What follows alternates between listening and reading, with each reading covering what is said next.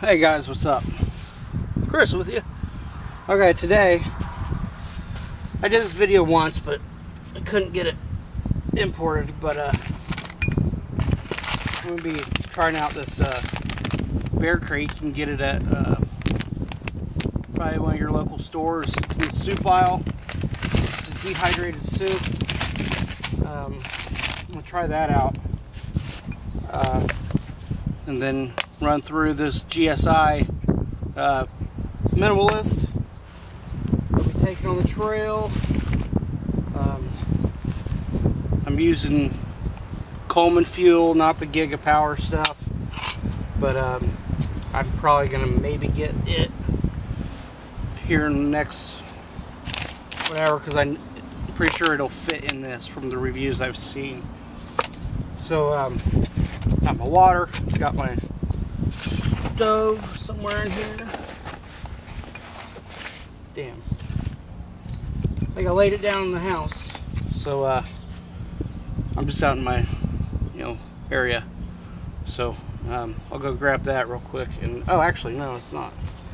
That's what I meant to say. Alright, this is the GSI Minimalist. This is a koozie that fits over it. So you can cook coffee or whatever you want in it and then grab onto it immediately. When you buy it, it comes with this spork. Some people don't like it. I've used it quite a few times and I don't have a problem with it. And some people say this pot grabber is pretty much worthless, but I got one hand and I like it. I do. It comes in handy. That way you don't have to put on a glove and all that junk. Then I got some seasoning salt and some cayenne pepper in this.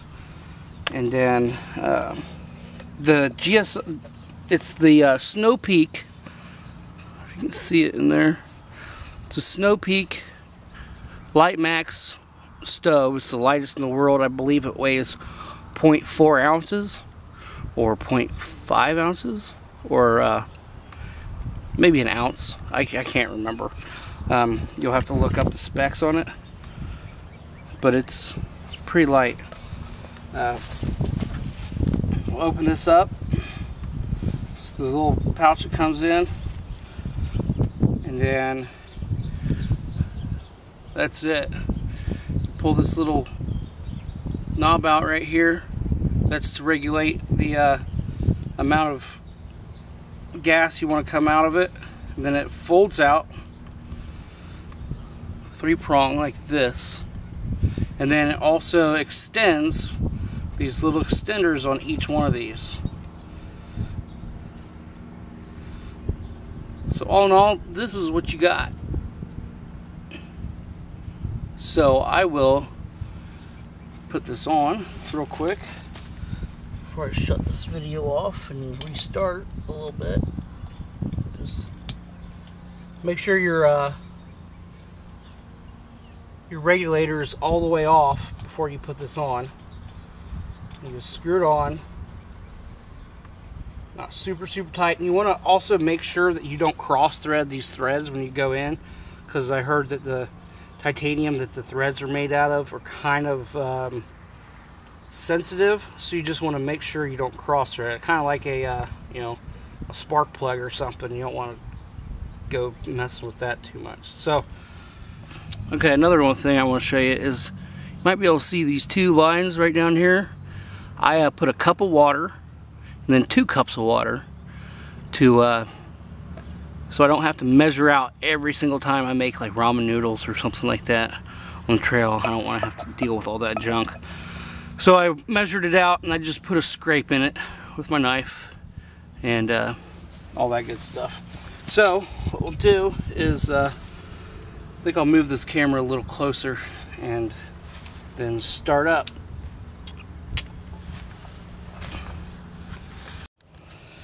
Alright, I think that's a good angle. Alright, I also got this little titanium spork or spoon I bought. It was like $1 or something. Anyway, so just want to turn this on a little bit, on low, light it up, turn it up just a little bit so you can see how well it pumps out the heat.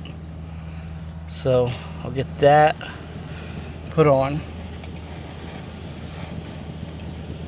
I got my water.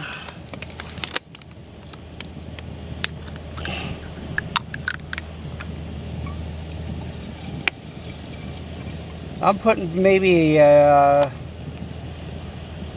cup and a half in here. This Bear Creek calls for, let's see,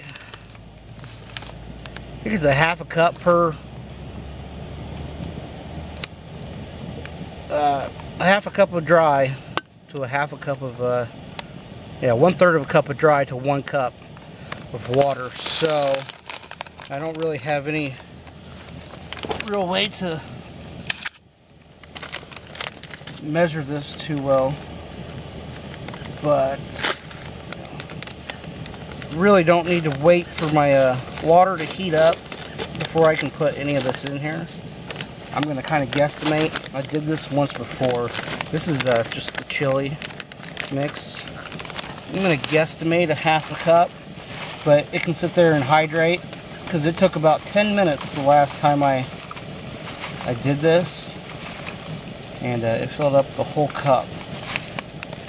So, and I can always add a little bit more as I go. So,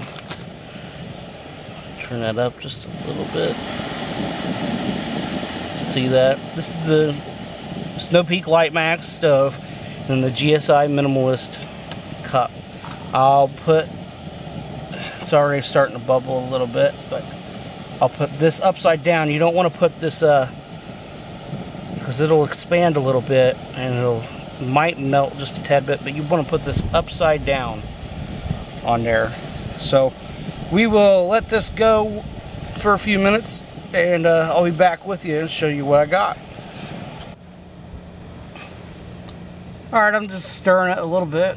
It's not boiling yet, but once it starts to boil, you can take it off, and you want to let it sit for a few minutes. I've found that, 10 minutes is probably a really good time to let it do its thing.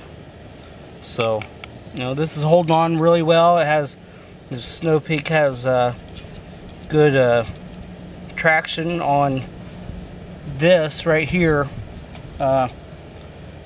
My other buddies that are going on the Appalachian Trail with me are carrying the Soloist, but with what we're going to eat, I can have this, they can have something of theirs, and then we can, work off each other, obviously. No sense in everybody carrying the same exact thing,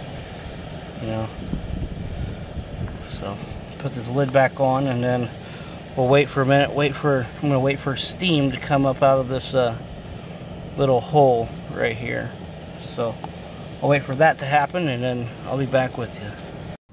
Okay, you can see there's a rolling boil. Some of it came up out of here, so knock that off a little bit. I will take my little pot grabber and my koozie right here and just transfer it from here to there. Put the top on it and just let it sit for a minute. Be careful, don't try to put this, you can move it off to the side, but the stove's pretty hot. So we'll wait for that for about 10 minutes, and then I'll show you what I have going on with my little lunch I got. Alright guys, I think might not have put enough of the mix in there. It's still a little watery, but that's okay.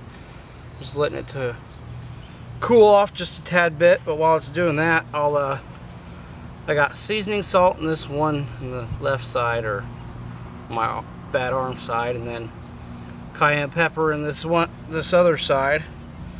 You can unscrew. It's for like salt and pepper, but you can unscrew the middle, and it's got a couple little holes right here that it'll come out of, but I don't think enough comes out. It's just to be conservative. But sorry about the wind. The wind's picking up a little bit. I tried to block it enough as much as I could, but I've noticed if I just open it up a little bit and pop a little bit in there. I usually I like to make my ramen noodles and then throw a little cayenne pepper in with those. It's really good. So yeah, I've been playing around with different meals, different this and that. I haven't filmed all of it. The one thing you'll when you do make this, the beans will rehydrate pretty well, but it's the rice that actually takes the longest. Because I've already done this before in a video that I had. The clips just didn't get put through, and I'm hoping that they do on this. So I'm going to put this up regardless whether or not the clips are missing or not. Because I don't know why they're not importing, but you know, I'm using a Canon SX30IS to make this. I don't see any reason that it might be something with my computer. I got low memory, and then another tip, if you're making your videos, make sure your battery is completely charged before you actually start making the videos. You know, pictures are fine, but once you start doing video, it really draws a lot of the battery out of it. And if it starts getting low, then you'll end up, it might not get the whole clip. You might watch it on you might be able to watch it on the camera, but it won't import right to the computer. I've noticed, you know, some people have issues with that, and that's another reason why I didn't make videos for a while, is I didn't have a good camera anymore, and I didn't trust the camera I had or the software, and I spent like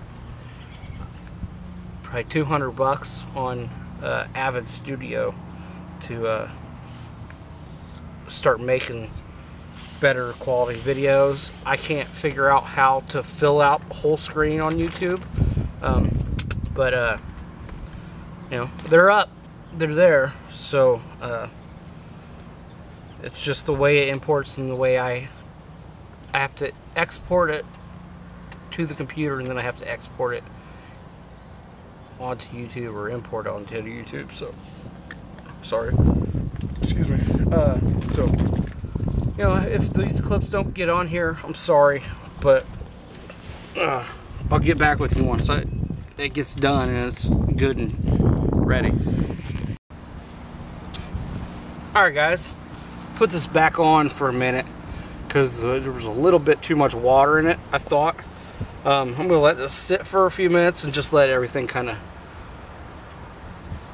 you know, let it dehydrate, or not dehydrate, but go through its thing. And like I said, the rice takes a little while. It's been about 15 minutes since it's all been in there and everything. So, you know, it is what it is. You'll just have to test your food. Test your food before you do it, and that way you know, the way you end up eating something you don't like. It's just the rice was just a little too hard for me last time, and it kind of didn't do well with the palate that I, you know, with my palate. I might, forget was Camo with a K. He had some dehydrated chili, and you know, I picked this up. I had this a while back, but he hadn't tried much soup, and you know, anybody that has any good videos on how to dehydrate soup, I don't have a dehydrator. I just use my oven, put it on 200. You know, just kind of have to wash it for a little bit.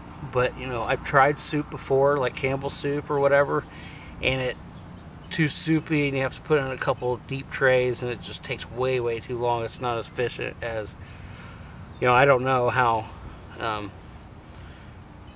soup's done. I guess I may have to look that up, but I don't want to have to buy a $200 or a $100 dehydrator just to dehydrate some stuff for the first 2 weeks or 3 weeks that I'm on the trail. So I'm just playing around, and I'm gonna cut this video off because this is gonna be done. I'm gonna eat it. You know what it looks like, or you know what chili looks like. Here, I'll just give you a little spoonful of what it will look like afterwards. But no sense in listening to me slopping around and trying to eat. So I'll talk to you all later, and have a good one. Take care.